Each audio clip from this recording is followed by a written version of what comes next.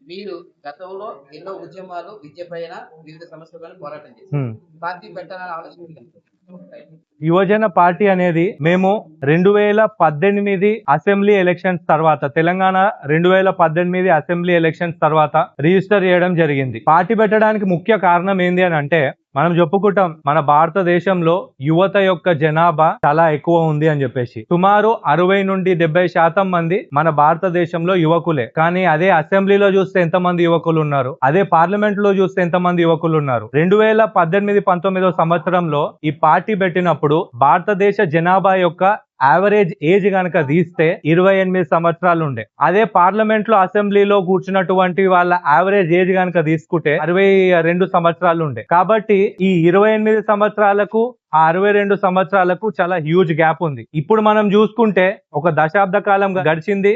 Gen Z అని చెప్పేసి ఇంకో కొత్త ఒక తరం ముందుకు వచ్చింది. ఇట్లా ఈ జనరేషన్ గ్యాప్ అనేది చాలా పెరిగిపోయింది. దీనివల్ల అక్కడ పార్లమెంట్ లో అసెంబ్లీలో కూర్చున్నటువంటి వాళ్ళు ఎవరైతే ఉన్నారో వాళ్లకు ఈ యువత యొక్క థాట్ ప్రాసెస్ చాలా వరకు అర్థం కావట్లేదు, చాలా వరకు అర్థం చేసుకోలేకపోతున్నారు.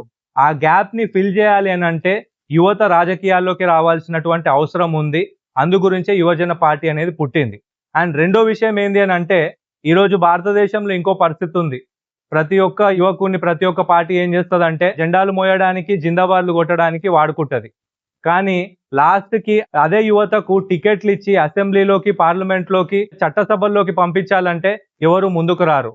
మనం ఎందుకు వాళ్ళను వీళ్ళను పోయి అడుక్కోవడం, మన కోసం మనమే అవకాశాలు ఎందుకు క్రియేట్ చేసుకొని ప్రజా జీవితంలోకి పోయి ఎందుకు గెలవద్దు అన్న ఒక ఆలోచనతోనే Delhi universities, IITs, NITs, JNU ఇట్లా రకరకాల యూనివర్సిటీల నుండి ఉన్నటువంటి యువత అందరూ ఒక చోట చేరి ఈ పార్టీని పెట్టడం జరిగింది.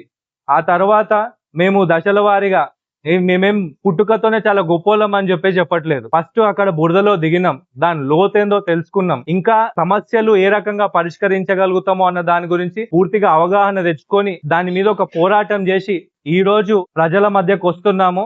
అదే విధంగా మేము చేసినటువంటి యాక్టివిటీస్ ని ఆదర్శంగా తీసుకొని చాలా మంది పార్టీలో జాయిన్ అవుతున్నారు.